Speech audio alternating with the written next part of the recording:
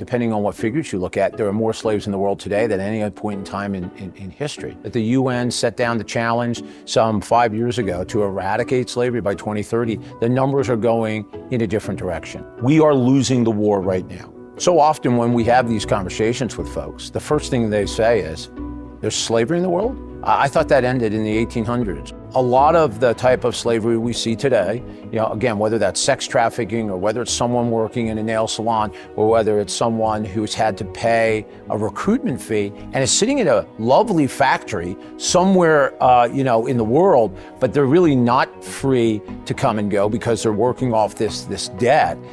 They don't look like the classic version of slavery. But when you get to understand the circumstances of these folks, you're like, oh, that absolutely is forced labor, or that absolutely is slavery, and we have to put an end to it.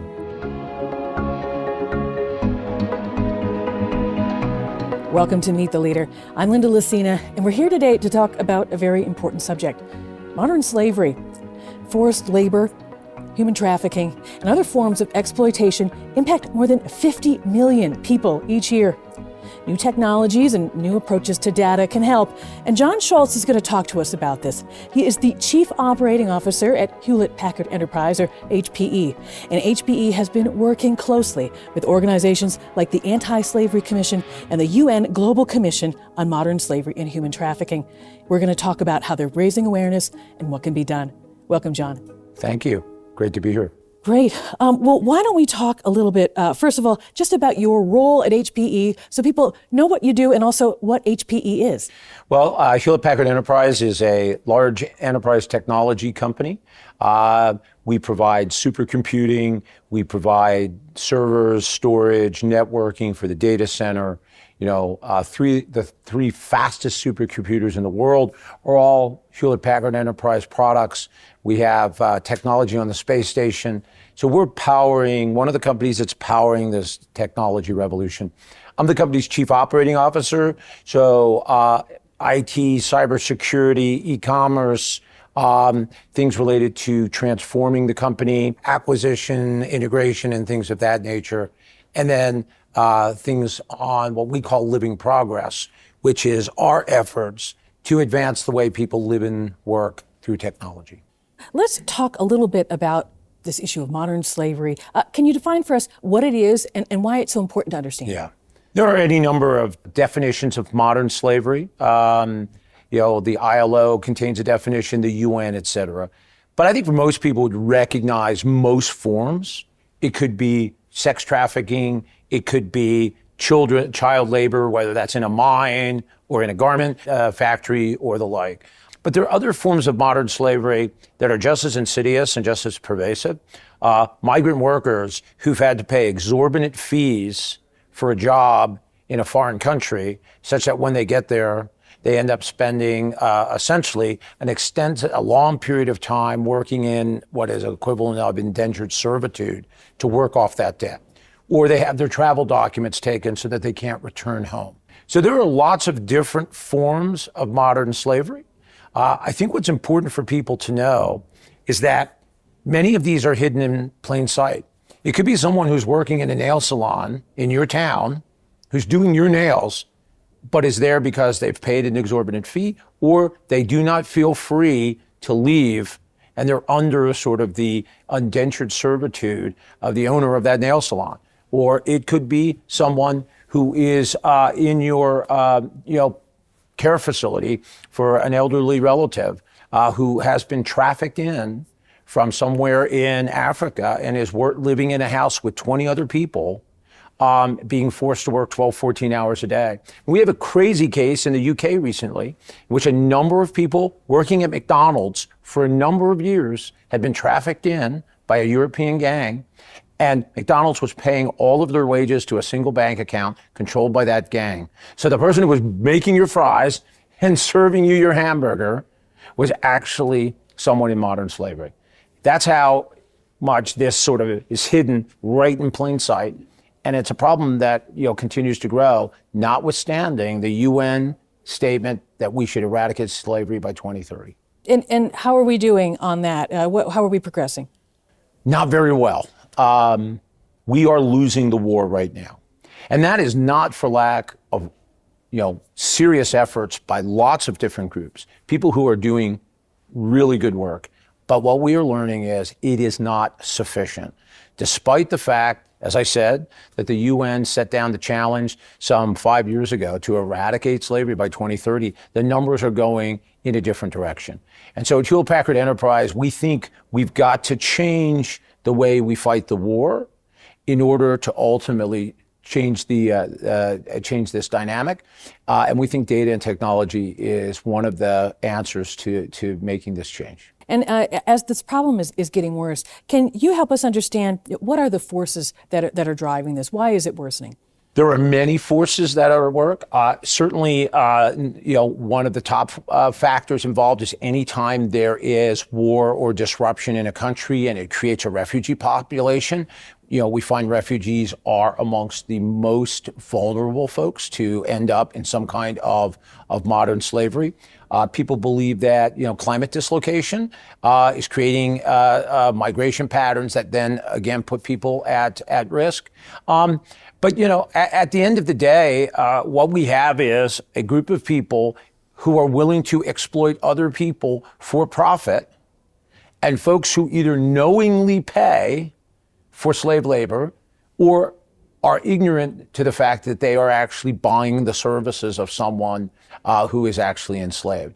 And so at the core of the problem is we have people willing to enslave people and other people who are either knowingly or unwittingly making that available by making those payments. If those payments stopped, the enslavement would stop. And so one of the areas that we need to continue to focus on is making sure that folks are not purchasing products, companies are not buying supply chain, buying commodities that are the result of slave labor. You mentioned that, a lot of this stuff is hidden in plain sight. It could be in your community. 50 million people, this is a pervasive thing. Why is it still so surprising? Yeah, it's a great question. But, so often when we have these conversations with folks, the first thing they say is, there's slavery in the world? I thought that ended in the 1800s, or I thought that ended in the early 1900s, And the reality is there's a significant amount of slavery, and depending on what figures you look at, there are more slaves in the world today than any other point in time in history. Why it's surprising, I think, is a lot of the type of slavery we see today, again, whether that's sex trafficking or whether it's someone working in a nail salon or whether it's someone who's had to pay a recruitment fee and is sitting in a lovely factory somewhere, in the world, but they're really not free to come and go because they're working off this debt. They don't look like the classic version of slavery. Right? We have been working with a photographer, Lisa Christine, who has been working in this space for some 20 years and actually exhibited some of her photographs here at the Kirshner Museum. And the images are incredibly powerful. When you see a 4-year-old holding a sledgehammer working in a mica mine, I think everyone can look at that and say, oh, that's slavery. But when you see a worker in an electronics factory that looks incredibly pristine, but the reality is they've been trafficked in or they've migrated from a country far away and they've paid $5,000, $10,000 for the job to get there. And they're having to work it off and they're being charged all of the fees, et cetera, for living in the dormitory and for the food they eat, et cetera. People wouldn't necessarily recognize that as modern slavery, but it absolutely is. And so I think it's the fact that it doesn't always look the way we conceptualize slavery, but when you get to understand the circumstances of these folks, you're like, oh, that absolutely is forced labor, or that absolutely is slavery, and we have to put an end to it. And are there tells? Are there things that someone could look for to say, hey, maybe this isn't quite what I think it is? It's a great question. Sometimes I think sometimes there are, and fortunately we do see a good number of people who get freed from slavery, and it usually is as a result of a physician or a law enforcement person or just a citizen who looks around and says, something doesn't look right. I see all these people going in and out of this house and it just doesn't look like the right kind of a situation.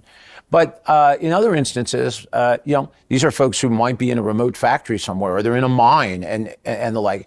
And it's why all of us, especially companies, but NGOs and governments, we have to go to the next level and do a greater level of diligence, because some of these things will not be identified if we don't actively go look. It won't just sort of catch someone's eye.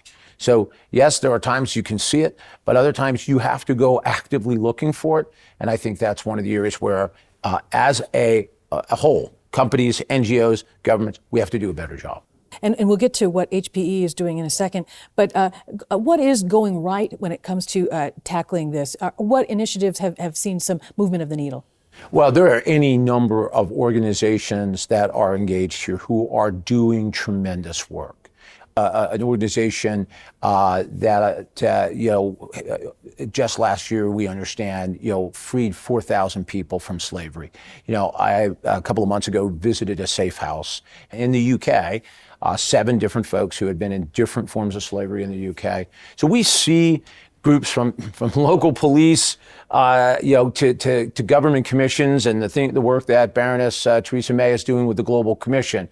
Walk Free, the organization that has done a tremendous job trying to capture data from different parts of the world. I mean, the Kailash organization in India. So, I mean, the beautiful thing here is we do have a lot of organizations focused on this and doing great work. The depressing part is, notwithstanding all of that, what we know is the problem's getting worse. And so lots of great things happening. It's just not, at the moment, sufficient to turn the tide. And when leaders are looking to address these issues, are there particular levers that that are most effective to kind of attack to make sure that you can nip it in the bud? What are those levers?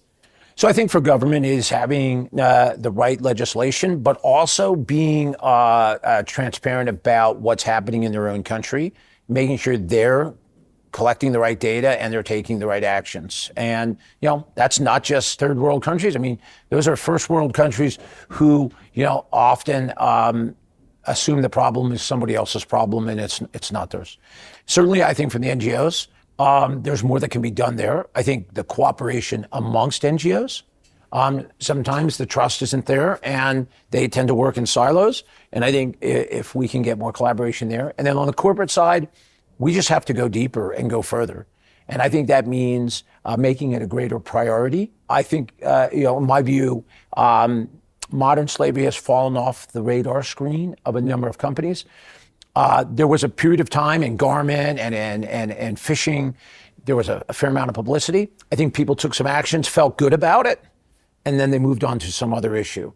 And that's what we're trying to reignite, which is your job's not done because maybe you took some steps a few years ago. What we know is the problem's getting worse. We have to go deeper. We have to go all the way to the bottom of the supply chain. We need some help in doing that. And that means we're going to have to leverage some of the new technologies that can help us go all the way to the bottom of the problem. And when you talk about things like the supply chain, what exactly do we need to target? What are these little cracks in the wall that we need to make sure that we hone in on so we can stop it at the source? Well, I mean, the supply chains for major companies, right, they're very different. Different parts of the world, different commodities, different layers in the chain. It could be at the raw minerals level. It could be at the manufacturing layer. So it isn't a one size fits all. But if we can understand the end-to-end flow, if we can really go to the place where we understand what minerals are coming out of the ground or where the raw ingredients are coming for a particular food product or the like, and we can follow that through its entire chain, then we can start to drive a level of assurance that we've got slave-free products. But, if we only go partway down and assume the rest of it's being taken care of, I think we will know that there are going to be vulnerable peoples exploited in those other layers. And so the key here is we've got to find a way in all of these industries to go end to end. Mm-hmm. And of course, there's a moral imperative. Is there also sort of an economic and a sort of a business rationality for why this is also important for companies to be taking a look at? Why is HPE, wanting to make sure that this is addressed? Why is it so important for HPE to be involved in? Well, I think, for us, we are a purpose-driven company. We always have been since the founding from Hewlett and Packard. Our ethos is to advance the way people live and work, through technology. And so we have a history of wanting to develop products that improve people's lives And at the same time, that means you have to make sure that the products you're making are not in some form harming people's lives. And so having a responsible supply chain and focusing on sort of slave-free products and products that are sustainable and like incredibly important. But I think if you look at what happens in those parts of the world where you have a significant level of modern slavery, it distorts the market. Right? I mean, folks who would otherwise have well-paying jobs are, depressed, either because they themselves are in slavery or the labor market has been warped by virtue of having slave labor somewhere in the labor market. And so one of the things that folks are talking about now is really doing that next level economic study to show how disruptive slave labor is and what some people call the slave discount. Has in terms of warping markets. So there is a moral imperative, but there is a very real economic impact that happens inside these parts of the world in which, there is a significant amount of slave trade. And it creates vulnerabilities then for those areas. We can see the impact on communities that have, a large amount of slave labor. But even in those instances where it's not the predominant part of the labor market, it still has a warping effect. And look, at the end of the day, our customers want to buy products from companies that they feel are good companies that do the right thing. Employees want to work for those types of companies. Shareholders want to invest in those kinds of companies. And therefore, I think it's important that we all set the right example. Let's talk about how technology can play a role in addressing all of this. HPE has a special initiative. There is the Global Data Partnership Against Forced Labor. What is that, and how can data help in the fight against modern slavery? We have certainly seen great examples of communities coming together, pooling their data to drive the common good. A great example of that is if you look at the development of COVID-19 vaccines, when a variety of agencies and entities brought their data together and made it available for all researchers. We had a rapid development of vaccines at a pace much more rapid than I think would have happened if each company had been acting in a silo. You can have each company do its own innovation, but it all had access to a broader pool of data, which allowed them to have richer insights and to go faster. And that's just one example of when you democratize data, you can come to better insights, and as a result, better insights lead to better actions, which lead to better outcomes. Right now, we think there is a data deficit as it relates to modern slavery. There are lots of folks who have gathered pieces of the information and done tremendous work in that regard, and we applaud that, and we want to see them continue. But if we can get as much data as possible and share it across all of the actors, corporate data, government data, NGO data, we can become more intelligent.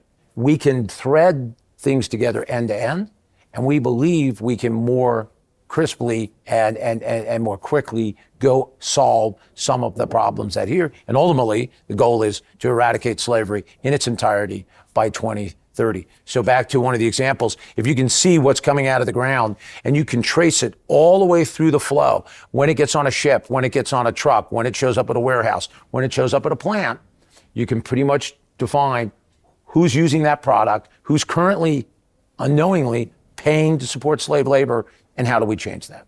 So data is the first step, and the data partnership is a goal to get all the different organizations to contribute their data for use by the organizations that are on the front line every day trying to free people from slavery. And beyond just sort of making sure that you've got a robust and broad sources of data, what does the data collect? If we can kind of understand what that is and also what needs to be improved with the current collection you have. So the data could be shipping data. It could be victims' statements that indicate where slavery is actually taking place, because someone can say, hey, I've been freed from this mine, or I was freed from this specific factory, or these are the circumstances. So it could be a victim statement. It could be a police report. It could be something from a government, which a government has done a study in a particular industry or a particular area. It could be supply chain data in terms of who does the company use to ship things, to warehouse, et cetera. The key is it's a broad brush set of data. And what the beauty of AI is it has the power to do analytics on a large amount of data to draw insights that we can then action. So in the past, the idea of everyone reading this type of, it would be too big to synthesize. But with AI today, we have the ability to evaluate large amounts of data and draw insight out of them that we can then action. So if we can expand this data pool, we can drive greater insights. And the key to this is you never know necessarily what are all going to be the key bits of information, not always able to predict it. And that's why you have to cast a broad net. And that's why we need to continue to broaden this partnership, something we just launched with WEF, and we're incredibly proud of the fact that WEF is taking up this charge. And we've got some great partners already, but we need to go further and over the next year expand this partnership much further. Are there any examples of how AI has helped to speed and insight in this work? So AI has been used in the space in a number of ways for a number of years. One example is taking photographs of missing children who people believe have been exploited, being able to apply AI to age them to where they would be today, and then disseminating those pictures so law enforcement or others can do facial recognition on someone that may have disappeared at 13 but is today 18. There was a company that was taking AI and using it to comb video images on the website and try to triangulate in order to try to identify the physical location of images that were showing up, say, in pornographic videos that were on the website of folks that they believed had been exploited. So AI has been adopted in a number of different places in this space. Its power is clear. I think the key here is getting the right data that allows us to bring even more AI type tools to this problem, drive more insights, and make the people who are today doing great work, but allow them to be even more effective. Where is the collective so far in its journey to make sure that it's got what it needs? Yeah. So we've launched the partnership. We have a number of good partners already, whether it's ILO or IMO and RBA and the like. I think the next phase for us is we want to make sure that we run a pilot targeting a specific instance, whether that is a particular country, whether it's a particular segment in a country, to prove that if we pool this data, we drive the right technological insights, and we just and provide it and share it with the right folks, that we can make an actionable difference. The key for us at Hewlett Packard Enterprise is to deliver real outcomes, not just to talk about it, not just to meet about it, but we need to actually deliver the right outcomes in order to achieve the goal of eradicating slavery by 2030. So it starts with a very clear pilot and being able to prove to ourselves that if we do this data pooling, we bring the right insights, we can show positive results in the areas we targeted, and then we can scale that over the following years. So build the partnership, launch the successful pilot, show the results, prove the thesis, and then scale it. So this year is all about the pilot and proving the point. And what would be maybe the first areas that you guys would target that you think you would be able to address first? We've talked about a couple of countries. I think the key there is whether we can get government alignment and support. We've talked about a couple of particular industry flows. After the meetings this week, we'll get the partnership together and we're going to align on that particular area. So there are a number of good candidates. The hope is that we can do it in a way, ideally we can do it in a country in which we would actually get the support of that country. A country that says, yes, I want to go address this problem to the extent it exists in my country, and we're willing to sign on and help. Because corporations can play a huge role, NGOs can play a huge role. We also need that government support. And if you're doing it in a part of the world in which folks aren't willing to cooperate and being transparent, that obviously makes it all the more challenging. And then technology is also moving at such a pace that the traffickers are able to be more efficient at their bad acting. Can you talk a little bit about this sort of moving target that you guys have with the bad guys leveraging that stuff to do even more terrible things? We certainly worry about things like deep fakes and the ability to target folks more effectively for recruitment or exploitation. Using AI and doing pattern development and becoming more sophisticated that, well, if I say these words or I provide these images and I package it together, it becomes a more deceptive effort to exploit folks who are vulnerable. I think technology always has a dark side. When we talk about AI, I always refer to the internet. The internet has been a tremendous aid in democratizing data. Think about virtual learning and being able to bring, education and learning to parts of the world where it would not be available at the same level. Think about telemedicine and so forth. But the dark side of it is, who would have predicted that the internet would have been the largest purveyor of pornography and therefore an exploitive tool when it started, however many years ago. So there is going to be this dark side to AI, and that is that, traffickers will use it to be more effective at what they do. But I do believe the power of AI on its whole can be used to solve this problem and eradicate slavery in the hands of the right folks with help of companies like ours. We will use it to win, and we will overcome those bad actors, who dabble in it for exploitation. So overall, when used right, I think technology is the most powerful tool here, and that's what we aim to achieve. Business leaders who are listening to this, there's a million things to focus on, a million problems to tackle. But what questions should they be asking to make sure that they can sort of factor this in as they do their other work, right? Kind of we have multiple channels all at once. Yep. What are those 3 questions they should be asking themselves?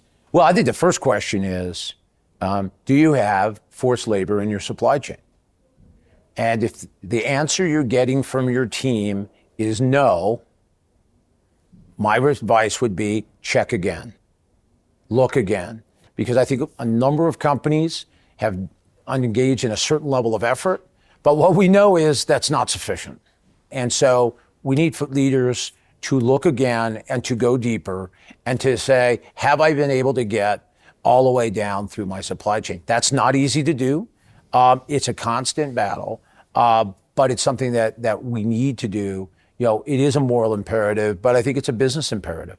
I think we also need leaders to look and understand this is not about name and shame, right? This is not about a scenario in which you should feel worried that if I find an instance, I'm going to get criticized and there's going to be all this negative publicity, et cetera. I think the game is changing on that. I think people have moved to a level of sophistication that says, look, the only thing you should be ashamed of is if you don't go look.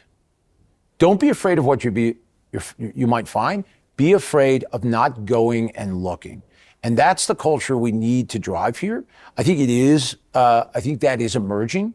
And that's why we think people are going to be more willing to be transparent, to provide the data, to cooperate in this partnership, because it isn't about being ashamed that you might find something. It should be ashamed that you didn't go look. Mm-hmm. You've been involved with this issue for some time. Is there maybe a personal moment that has stuck with you that helps motivate you? My background is as a lawyer. And so justice has always been sort of an important principle for me. And once I got to Hewlett Packard and I started to see, and hear about some of the stories as to how, slavery, impacted parts of the world and how, major companies, ultimately were contributing to it, it just, really tugged at the fabric of my feeling of what it means to be a just company and for there to be a just world. So over time, as I've met with survivors or I see the photography of Lisa Christine, I mean, you can't help but be moved. But it really comes from my legal background, my sense of justice, and I don't think anyone could could not be moved to action when you spend a few minutes with a survivor, or you see these just absolutely heart-wrenching pictures that our friend Lisa Christine takes. So it's any number of things. How has this changed you also as a leader? Are there things that you factor in as you're doing your other work that you might not have factored in before? I'm fortunate to work for a company that has a long history of being purpose-driven and wanting to do the right thing. And so I don't know that, I've been dramatically changed by that. I just feel incredibly grateful that whether it's our CEO, Antonio Neri, or my peers on the executive committee, or other members of the team, there is a devotion to wanting to do the right thing, as we've said, advance the way people live and work. And I'm just grateful that I've had the opportunity to work for a company that looks at the world that way. Is there a book that you'd recommend? Wow, that's a good question. Well, this is a bit of a strange one, but there is a book by Milan Kundera called The Unbearable Lightness of Being.